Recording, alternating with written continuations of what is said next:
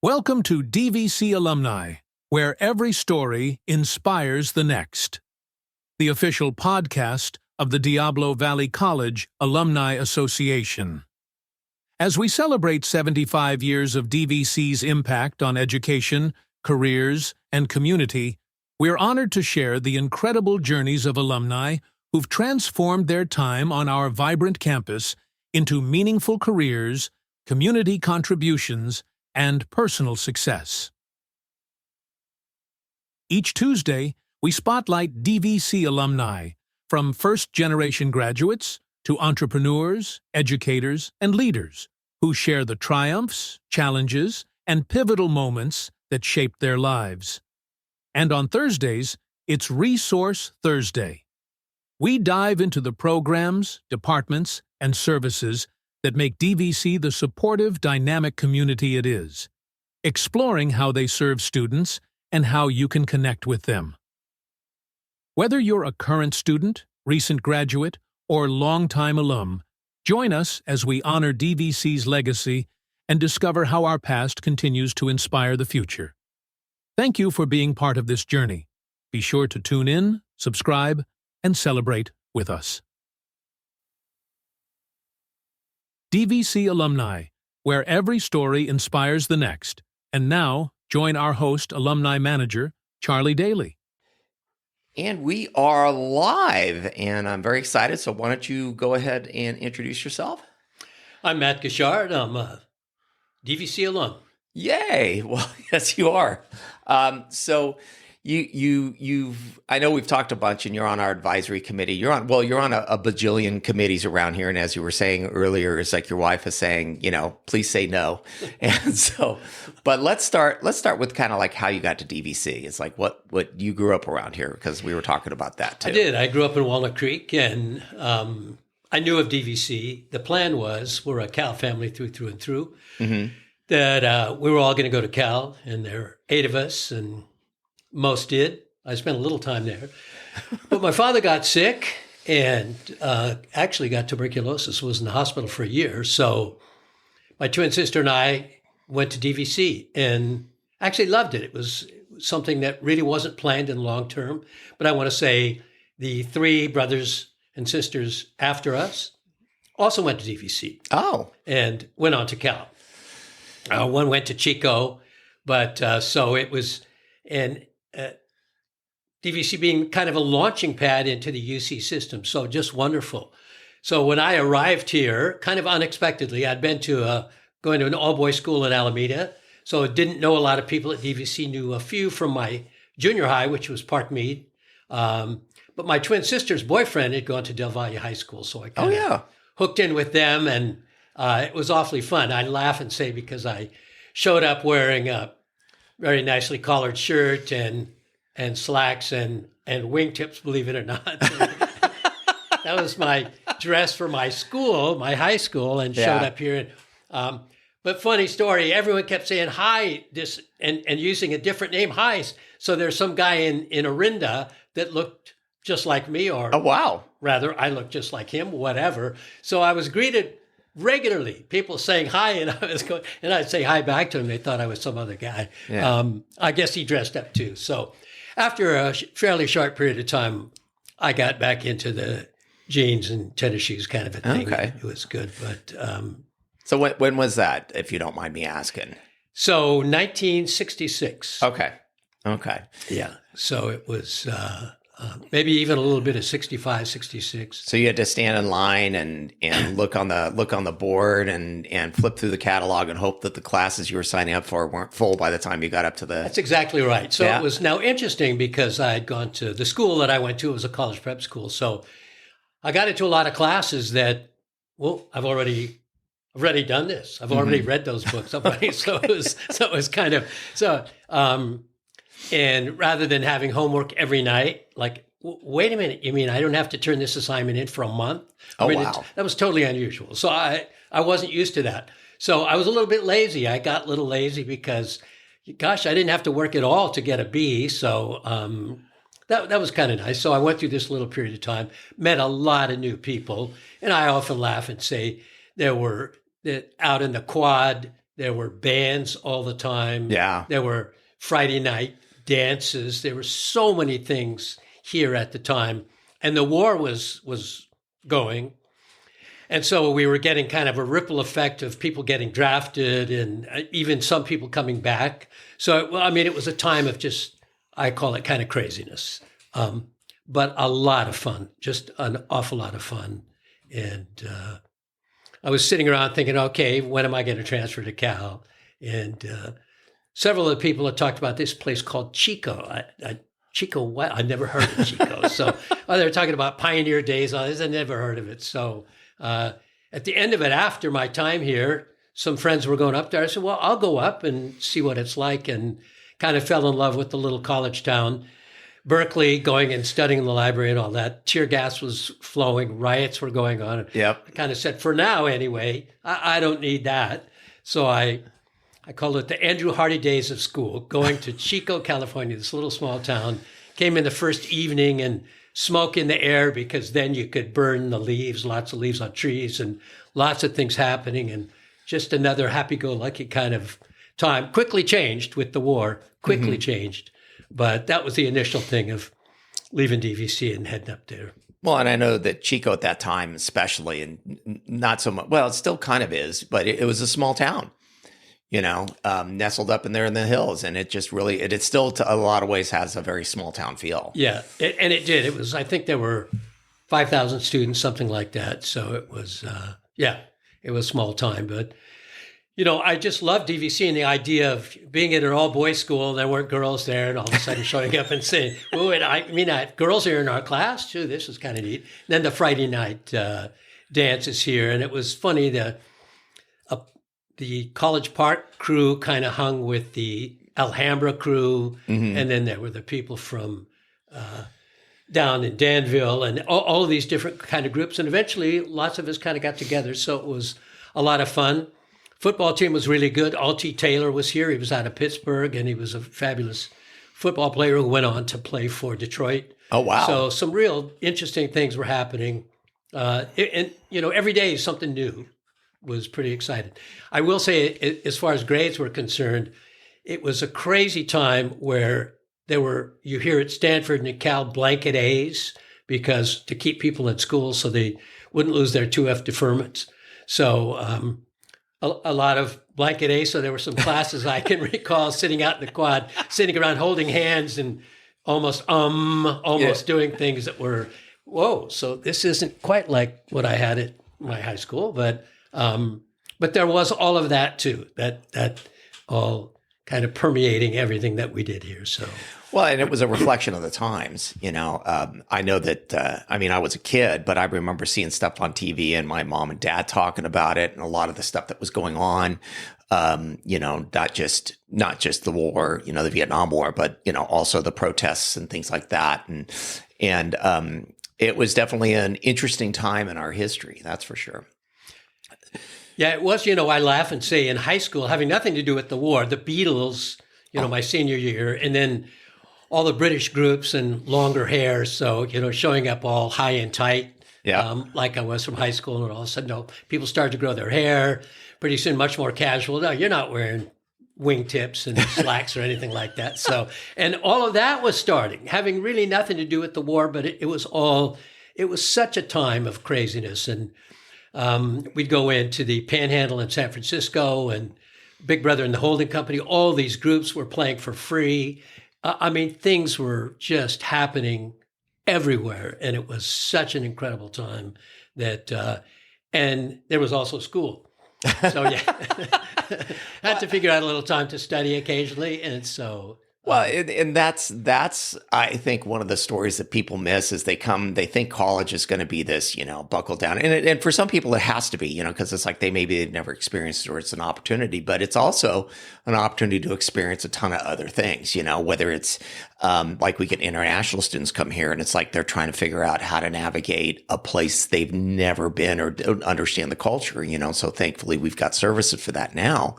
But I can't imagine it at the time where you're coming in from, say, Japan or Indonesia or something like that. and maybe there weren't the services for that. And you come in and you're trying to figure out, people are in the quad, holding hands and chanting, or, bands, and they're going off to, like you said, into San Francisco to listen to music. And it's just like that must have been quite a culture shock for them. And especially coming from an all boys school with your high and tights going, it's like, that must have been an interesting experience. It was a culture shock. I'll tell you what, it was a culture shock, looking around going, oh my gosh, this is... And people say, what are you going to do tonight? I said, well, what do you mean? Well, there's a dance here. There's something there. There's a party there. There was still cruising the Main in Walnut Creek. Yep. And so, going to cruise the Main? Oh, okay. I used to walk the Main with my friends before we could drive. So then cruising the Main, and, I can remember meeting, you go to DVC? So do I. There was there was Hokies. There were these different places that people would pull in and park, and you'd meet friends, find out, there's a party. Where's the party? So it was just, I call it kind of innocent times, but bordering on, very serious times. And so, as I say, the war had a huge effect. My best friend, Tom Bush, and I met him here. He was from Tulsa, Oklahoma, and lived in Concord with his family. And we just became such good friends. He got drafted. His grades kind of went down a little bit. He got drafted. Off he went. So, and that was happening to a lot of people. When I first started here at DVC, the story was, if you had flat feet or cross eyes or you were married, didn't get drafted. And that very quickly changed. So you could have no feet. You got drafted. It didn't matter. Off you went. So you had to have a pulse, and that was pretty much it. That was an interesting time. Very interesting. Yeah. Time. So you went from that, you end up at Chico. Talk about that a little bit. Well, that again was kind of a culture shock. Going up, I think there were maybe 5,000 or 6,000 students in a little small place. The war really was hitting then, and so lots of people were coming up there. There was the People's Park thing, I recall, and they had National Guard kids from up there, so they didn't have local ones down here, sent down. So a lot of people, where are you going? I have to go to guard duty this weekend. What? So we're going down to People's Park. So we would read about it. But a funny thing, and I've always said, and I feel that way to this day, it depends on the community that you live in and the newspaper.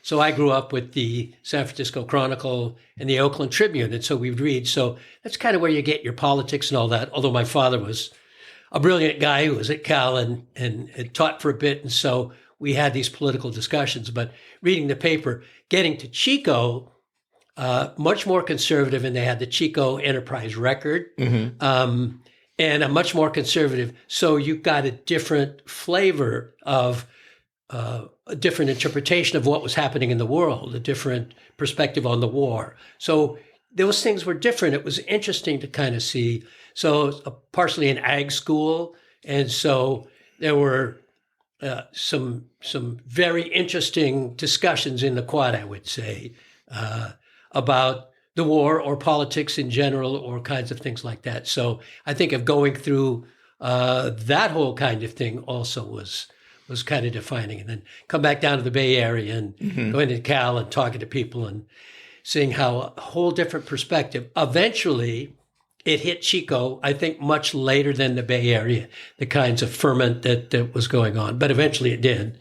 And then people started to change their minds about the war, about how things. And so I didn't spend much time in Chico. I spent maybe a year and a half. Came back down to the Bay Area, got married, had a little baby, worked in a tree service, did a whole bunch of things. Got to pay the bills, baby. Worked in a gas station, did lots and lots of things. And then eventually moved to Seattle, Washington. I got my draft notice down here. But I got it in Washington. So I sent him a letter saying, well, I'm in Washington. So it took him 6 months to send a draft notice up there and say, okay, report. So I did draft physical up there in Washington. And by the time things kind of ended, they stopped drafting people. Oh, wow. So okay. I got, so I didn't get drafted after all, even though having gone through, I think, 3 draft physicals and going through the kind of the thoughts. And at school at that time, everyone that was coming back, so many were veterans, people that that had been to Vietnam or just been in the service.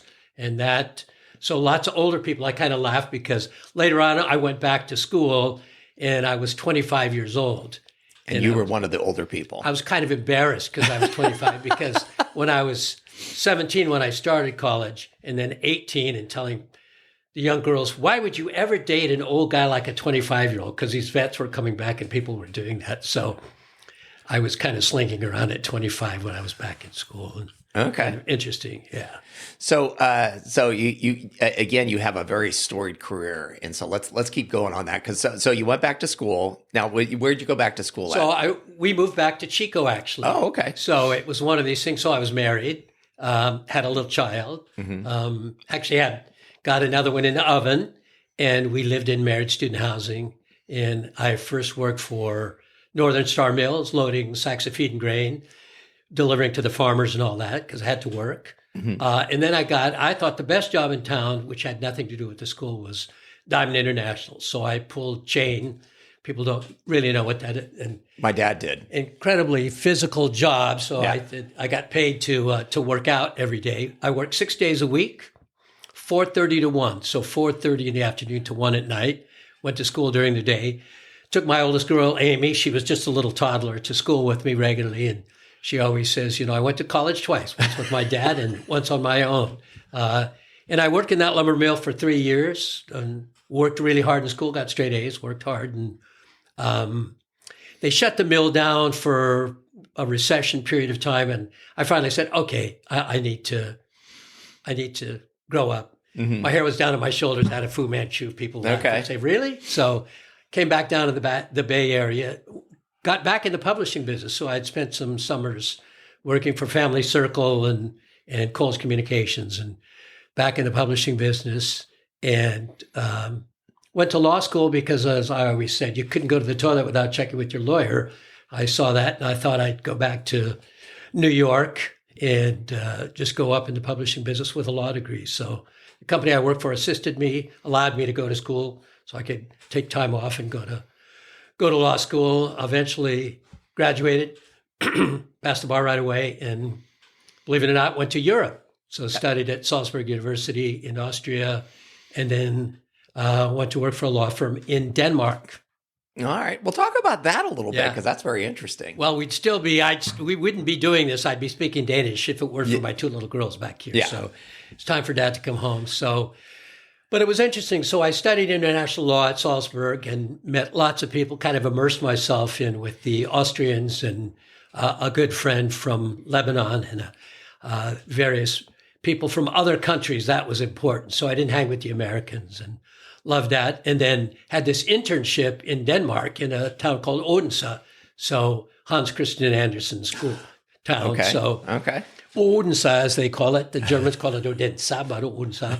And enjoyed that very much. And when the internship was up, they offered me a job. So I stayed there and worked for them and actually did license agreements, international license agreements, kind of an interesting area of law that you think of Denmark as such a small country. In fact, an interesting thing is the Tylenol killings were taking place where somebody was poisoned. Somebody put poison in some Tylenol bottles, I think maybe in Chicago or something. Yeah. There was a Danish firm that made paint cans with a little clip and spin it off to seal it. And that became quite a big thing. So licensing that to companies all over the world, licensing other things, but that was kind of interesting something. And I did that for a time and then finally realized, okay, it's time to come back. I did come back to the States and I wanted to learn how being a real lawyer in the courtroom. So I heard about somebody recommended go to a DA's office. So I thought I'd go for maybe a year. So my home county of Contra Costa, I applied and was accepted. And instead of a year, I spent a little over 7 years and ended up heading the murder team, trying big murder cases and lots of fun things. And really, I did learn my way around the courtroom, how the furniture was arranged, how things work. So great experience. And because of that, lots of big firms were looking for people that had trial experience. Mm-hmm. So I was recruited several times, said, no, I'm still enjoying this. In fact, when I left the DA's office, I got on the rehiring list. they told keep it a secret because you have to be invited. Not everybody's invited. So I kept it a secret and actually re-upped another time. So a total of 4 years, I could have gone back. And I always thought about it because I loved it. But I went to a big firm in San Francisco. And then I opened up their Sacramento office and was the managing director of that office for 3 years. And then said, okay, of all this experience I've had, I stole some smart people. Came back to Walnut Creek and formed my own firm. We did keep an office in Sac and the Walnut Creek office. And we had an office for a little while over Marin. And that's kind of where I'm at now. Okay. Well,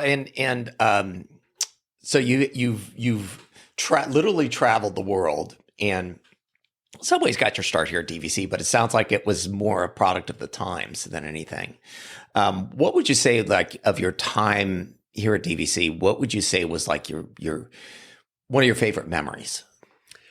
You know, my favorite memory, actually, I often say this, was the social part of it, is just meeting so many people from all these different schools who had all kinds of plans to go off and do all kinds of things. And many of them did it and were quite successful. I have to say, growing up, of course, my parents met at Cal. My two older brothers went to Cal right out of high school. And the idea was, that's where you go. One of my older brothers says, you know, we had three choices, Cal, and Cal.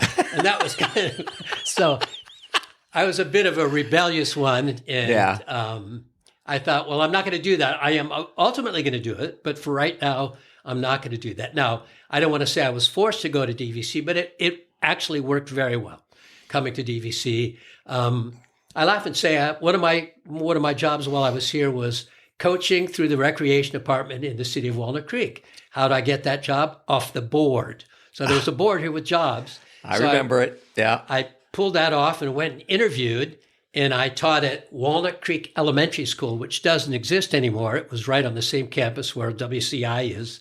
And I actually coached football, baseball, and basketball, these kids, and put them in my car. I always laugh at the start of the season. Moms would help, and by halfway through the season, they were all piling into my car. And we go to Walnut Heights and Park Mead, these different schools. And they actually had programs like that. It was flag football, regular baseball, and basketball. And I loved it. It was so much fun. And that was through DVC. And lots of people. I remember my friend Howard Carmona was across the street. They had built the big shopping center, Sun Valley, and I think that's right. Yeah, I think he might have worked at Sears in the cafeteria. Mm-hmm. So we all had these things that were kind of fun, and it was just a fun time. So I kind of took that away. What I also took away was lots of kids that I initially went to school with here didn't have Cal in their minds. They really didn't know what they wanted to do.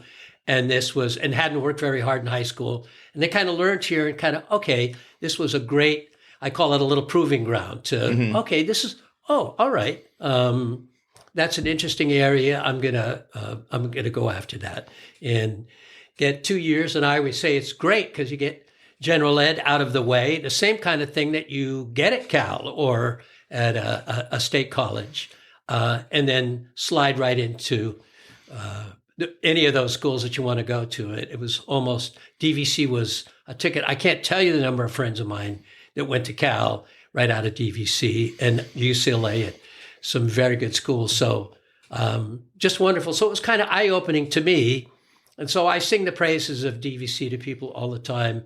And parents, friends of mine whose kids are coming up and their kids aren't so sure, I say, go to DVC or Los Medanos or whatever. Yeah. And get that general ed out of the way. Kids live at home. Sad part is I have friends whose kids went away right out of school and it was too much for them. So they came back home and I say, start out, unless you have a big scholarship or something like that. And my two older girls both went to junior college, same idea. Amy got into Cal, St. Mary's and but actually chose to go to West Valley College. Yes. Down at San Jose. I think my daughter, Michelle, maybe went to Foothill, but the same kind of thing, kind of get their feet wet, look around, decide what they want to do, and They're both two very successful people. Younger kids went off straight to 4-year schools, but that's if they had chosen DVC, I would have said good for you. But. Yeah, I know that for some people, I think it's overwhelming when they get the pressure to go from high school, which is, certain culture, certain, attitudes, and some of them are tough, like your high school was.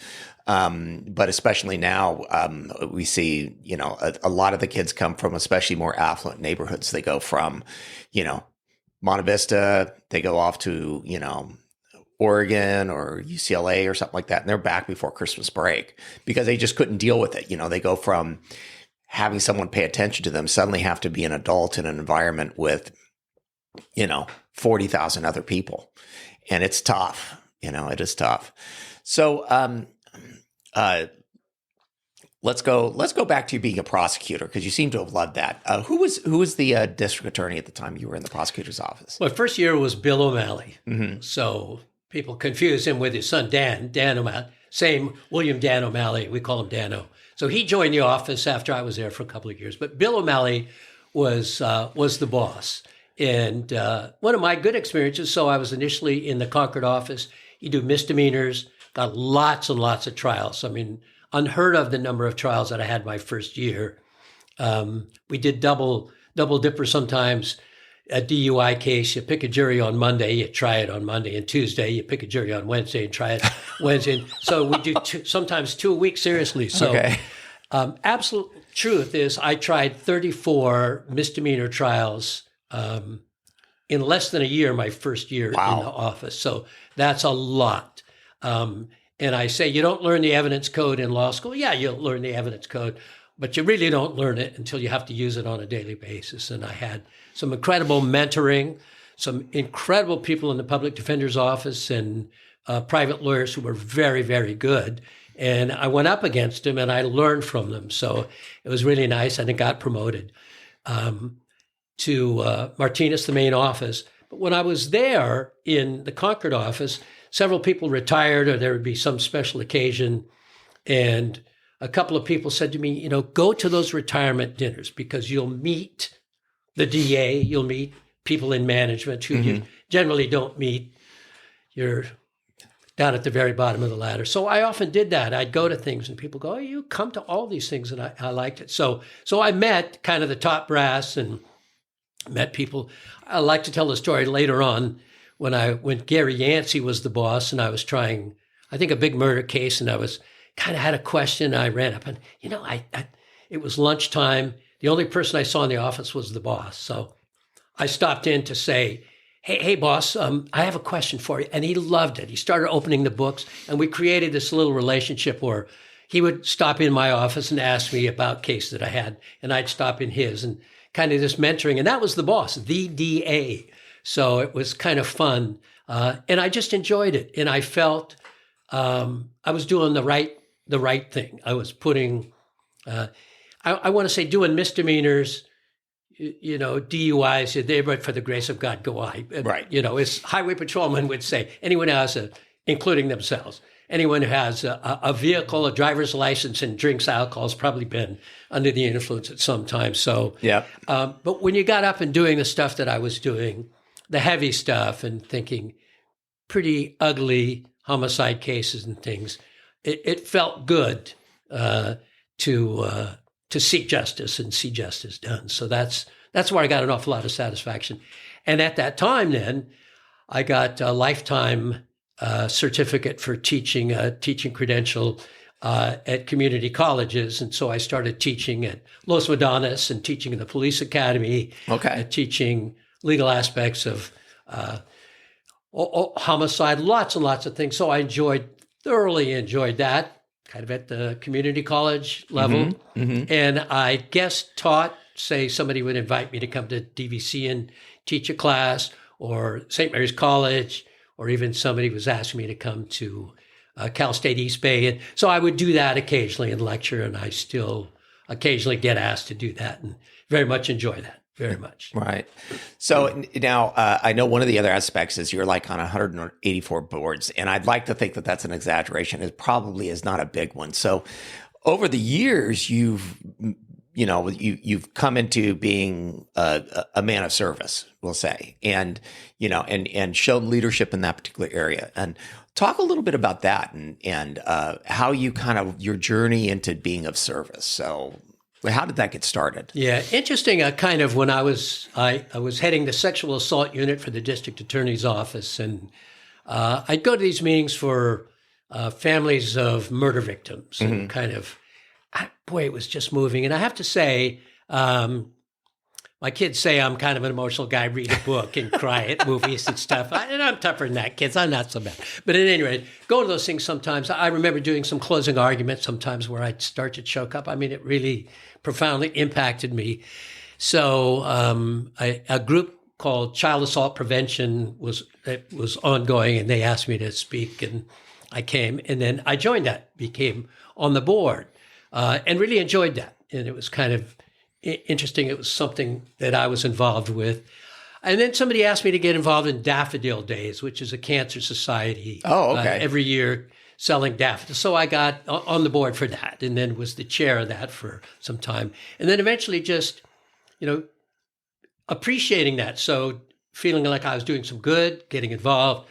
Later on, a friend of mine asked me to get on Youth Homes Board. So I got on that and some tough times. And then eventually it built up, and now it's very successful on the board of Yours Humanly.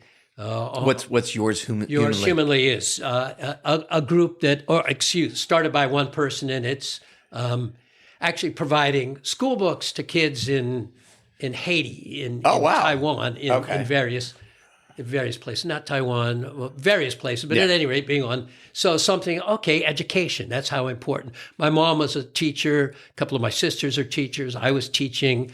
And so that kind of moved me. So as much as I could getting involved in those kinds of things. Right now, of course, as you know, I'm on the board of the Chamber of Commerce. I'm actually chair of the board of the Chamber of Commerce for a second time. Yeah. On the board of the Contra Costa Fire Commission. I'm advisory fire commission. So all of these things that I keep doing because I like it. And, they're not salaried positions, but I think I can give some benefit to, and with my experience, kind of talk about things. So that's something that I do. I'm kind of the statewide expert. I'm kind of the statewide expert in coroner's inquests. Now, an interesting thing. Okay. That started back in England a long time. They have coroner's inquests when there's a death.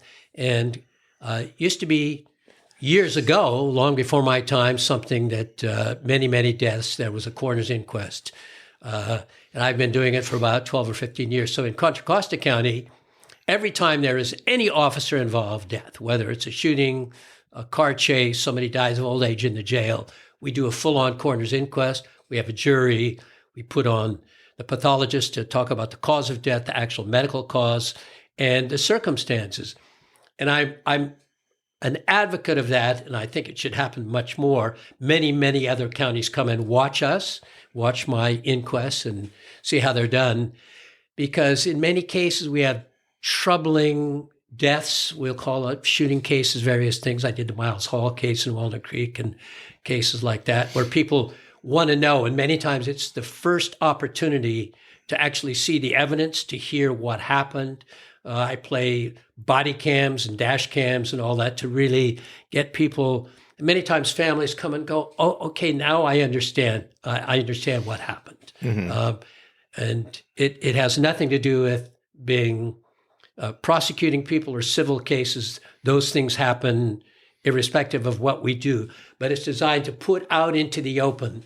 So I confer with other counties. I did the Hart family inquest. I was asked by the Mendocino County Sheriff's Office to, and the Hart family was 2 women adopted 6 kids, actually abused them unbeknownst to a lot of people, and eventually drove them off a cliff in Mendocino County, killed everybody. Oh my goodness. And so it's on YouTube actually, the Hart family inquest. And I've conferred with LA County and San Joaquin County, Glenn County, on this issue of coroner's inquest. And that's something that I love to do, is help people with that and explain to counties, here's how it works, here's what to do. And I often give lectures on that around. Well, it creates a ton of transparency, and it because I think too often we're so quick to judge things on the immediate, whatever the heartfelt is. Oh my goodness, it must be, and fill in the blank. That seems to be now the thing. Whereas the coroner's inquest, which it sounds like we should be doing a lot more of those, is it gives a chance to actually see everything involved and see it in the light of basically putting a blinding light on it so that we can actually see what happened. And it would be nice to see more of that. That's for sure. Well, certainly in our county, we do it in every case, but like to see more and more. And there are concerns, but I often say a number of people on the defense side say they like it because it's the first time to see really what happened. And if we have body cams and dash cams, to see what happened. And as a result of doing that, I do podcasts. So we've probably filmed 54 podcasts on all kinds of areas of law, some of which I'll interview. So one of my partners, Erica Portillo, does immigration. So I interviewed her, and there's a podcast or several because we cut it up into sections. Yeah. So you can get some understanding. Another person, a very good friend, does workers' comp. So I interviewed him, and that's so you can look at that. Actually, go to our website, our firm's website. Go down and hit videos and look at all kinds of areas of law that I say lecture on, but I pull out the book and here's what it says. So let's take a look at it. Interesting. I did a podcast on Stand Your Ground. So back in the Trayvon Martin and Zimmerman issue, and people were saying this outrageous rule of Stand Your Ground. Well, I tell people versus Hatch, a 1942 case in the state of California.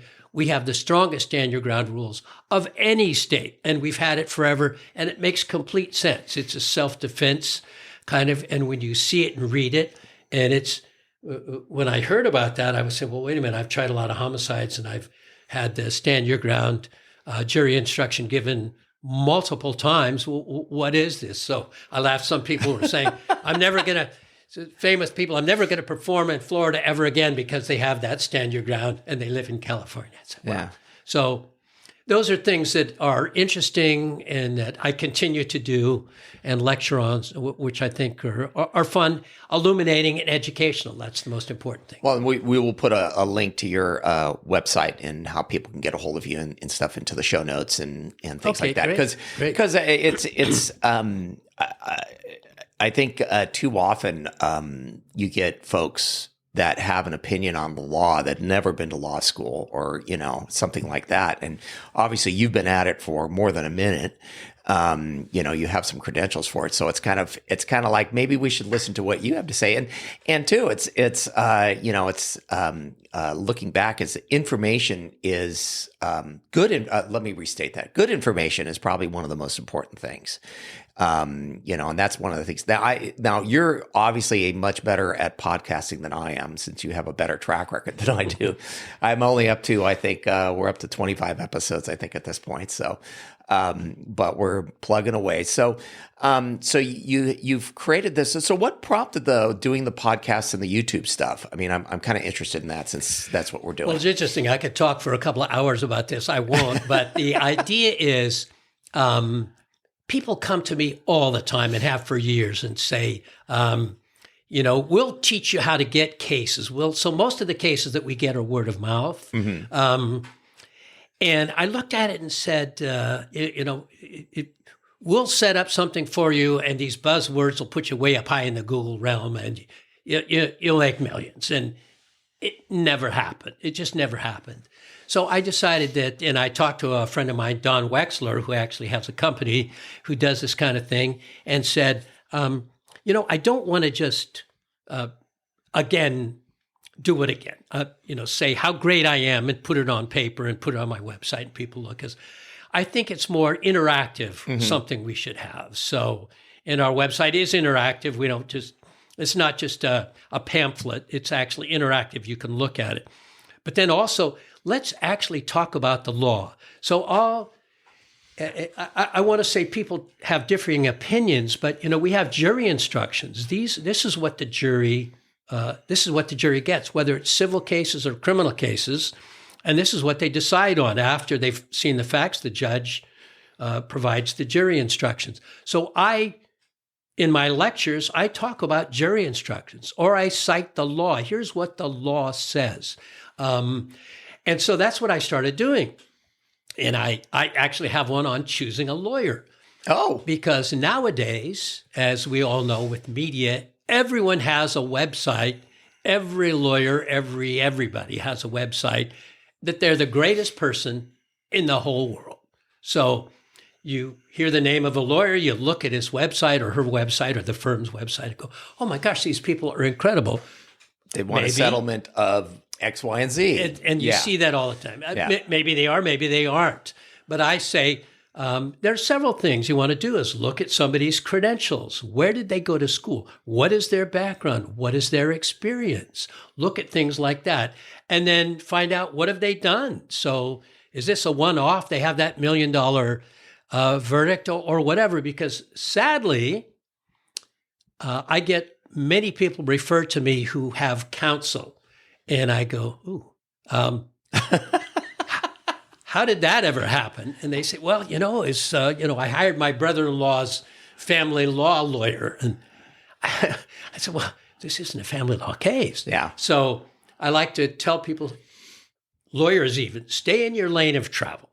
If this is your expertise, stay in your expertise and refer things. So we refer lots and lots of cases, but I tell everyone, don't hire a lawyer before you talk to me, because I will make sure you get a good lawyer, and I will refer you, give you several names in each area. So we generally don't do family law. Mm-hmm. We don't do workers' comp. There are a number of areas that we don't do, but I refer people out because I have a very good base of very good lawyers. So I often say that to people, that you can't just go on what you see on TV, because lots of people do. Oh, and I think that's interesting. That TV person, that's a New York-based firm. So I was down in LA visiting my daughter not too long ago and seeing a lot of the same people that are on TV up here, and then seeing that the market down there is so saturated that many LA lawyers are coming up to Northern California and see their billboards and their advertisements and all that kind of thing.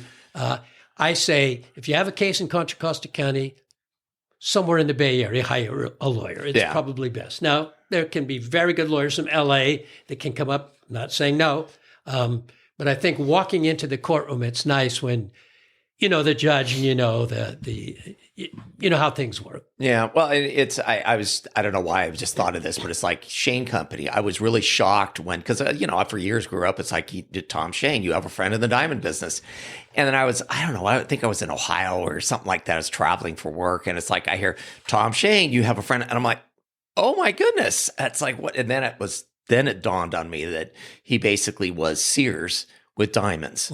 And, and it was just no Craftsman tools there, but, at any rate, it was just, and that's what I was like, I was so heartbroken at that point.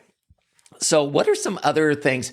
I know we've gotten off onto lawyering, which you're quite the expert in, but what are some other things like that people should watch for when they're not necessarily lawyer shopping, but they should consult an attorney with? I mean, Well, I tell you a big thing, and I have a partner, Chris Tang.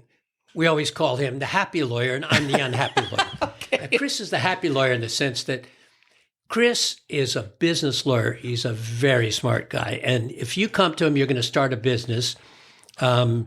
Do you want to have a sole proprietorship? Do you want an LLC? Do you want a corporation? What kind of corporation? All of those things, lots and lots of things go into. I'm the unhappy lawyer. We laugh and say, only because somebody comes to me because he or she is in a fight with a partner. And they've been in business for some period of time. Maybe there's a divorce, the business is split, something. And I go, okay, well, show me your agreement. Oh. Well, what agreement? Well, we were friends. We grew up friends. So I tell people, please, if you're going to go into business, it's not that expensive. Make sure you consult with somebody like a Chris Tang. Put together an agreement. Contemplate the idea that this won't last forever. that what are you going to do? Have a succession plan. What if somebody dies? Whatever. So I tell people that all the time. So lawyers are critically important for people doing business. Have an agreement. Anticipate issues. So that's very important. Another thing I can't stress enough is adults, particularly people who have partners and kids, need to have estate planning. It's critically important. So I have somebody of counsel to our firm, Patrick, who does a wonderful job with estate planning, and many people do, but critically important, because how many times have you heard some friend passes away unexpectedly, owns property, is married or divorced and has kids, a million problems, and all of a sudden, guess what? They don't have any estate planning documents. They didn't think about that. So I say that's critically important. So lots and lots of reasons. I say we're a nation of laws. We're a well-defined system. Sometimes people get upset with maybe what happens at the Supreme Court or whatever, but by and large, we have a very good system, local judges, rules, and they're all set out for lots of reasons. And there's a reason why lawyers can assist you with that. And so ask a lawyer. Many of them will happy to have a discussion with you about starting a business or estate planning or whatever. And Well, and I do agree that that's critically important because, in the blush of I'm starting a business, it's just like, oh, it's all going to go great. We're going to be multimillionaires. And then whatever happens. And I remember from my chamber days, I watched enough businesses fall apart to where it's like family members were no longer talking to each other for, and it was worse than a divorce. Yeah. And it is a divorce. We call it a divorce. Oh yes, that's right. Yeah. And it's just like, because now you're splitting up the business and the bills and it's like, I can't believe. And it's like, and then they start saying ugly things about each other. Yep. And, so shift gears slightly. So you're on the Walnut Creek Chamber of Commerce board, and I know that they are at least this side of the hills, they are the powerhouse as far as chambers go, and also probably one of the really visionaries for economic development in this area.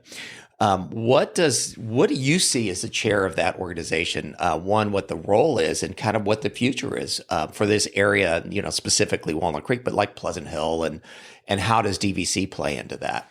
Yeah, so that's a good question, and I remember I was asked to be on the board maybe 6 or 7 years ago, something like that, maybe a little more, and thought okay, and it was a dynamic chamber. We've got the women's conference, all kinds of things, the art and wine that are events. We had a foundation. We had a political PAC. We had some things, but we really weren't taking advantage of those things. And I'm going to say a little bit. We're, I think, the premier chamber, not just on this side of the hill. Oh, I was trying to be nice. But the whole Northern California, yeah. Absolutely. Yes. And one reason for that is I think we're a different chamber in the sense that we have Walnut Creek downtown business. It is an area that people come from everywhere. And it's also a banking and business center. And so when I was on the board initially, and then I became chair, unfortunately during COVID, we looked around and looked at a lot of things, and things like empty office space started to come up, issues, always the issue of the affordability in Walnut Creek and what are we going to do about that. We worked with the city, but I will say that the incredible thing that has happened in the Walnut Creek Chamber is the hiring of Bob Guichard as the CEO and president. Absolute one in a million, a visionary, because he came in with his experience of having been in San Francisco, up in Chico, San Luis Obispo, his life experience, and just a visionary. So he has, I say, taken the vegetables that we had, the PAC, the foundation, all that, and given them growth. And now this chamber is just phenomenal. So we have many, many members that are in businesses not in Walnut Creek. So clearly we're regional. We look at transportation issues, housing issues, commercial issues, and bringing all these. The East Bay Leadership Pact now is a pact. The foundation has the women's conference. So all these things are growing, and people are saying, when's it going to taper off? It's still not. We're still on the upward trajectory under Bob's leadership. And I really have to say, he's an incredible man. And every time we talk, he's got some new idea that's an incredible idea. The educational part of it, we have he's working with DVC, East Bay, Cal State East Bay, and the idea of we have these educational institutions in our region, and how can we use them? What can we do to stimulate business, which is, after all, what a chamber does, and advocate for business? And so we have that. Bob is the Walnut Creek Downtown is now, and East Bay Leadership, and all these various things are all now a part of the chamber. DVC, part of the chamber. Yep. The Walnut Creek Chamber, believe it or not, so that we can leverage all of these groups together. Kind of going back to my first time at DVC, coming from a little small school. I think we had maybe 55 students in my graduating class. Oh, wow. Coming to hear and sing. So all the connections I was able to make. That's kind of what's happened with the chamber. And no disrespect to what the chamber before Bob, because it was a dynamic chamber and all that. But the times have changed. The pandemic came. Bob came on board, and all of a sudden growing and expanding. And every day there's something new. I have to say, I come home and tell my wife, I really do. And I'm in lots of organizations. This one I truly enjoy the most because every day there's something new. Every day I meet somebody new that, whoa, that's incredible. And so, yeah, I could go on forever and ever about the Walnut Creek Chamber. Well, we'll probably have to actually do a podcast of you and Bob, maybe a couple other folks, just sitting down talking about the wall. I think I might do that. That might be a good one. That's a great idea. Yeah. That's a great idea. I know Bob and I, when he was terrific, we ended up going on a tangent about when he brought baseball to Chico, which I thought was incredible. But I think we will leave off for there, unless you've got some other words of wisdom you'd like to impart before we go. I've used up all the wisdom that I have. Okay, what little I have. Save some for the courtroom. So, right. Well, I want to thank you again, Matt, for coming along, spending a little bit of time with us, and we'll have this out shortly. And then I will have in the links and then on LinkedIn we'll have links to your website and stuff like that. So, thank you very much. That's great. Well, thank you for having me. Very much appreciated. You bet. Thank you for tuning in to DVC Alumni, where every story inspires the next.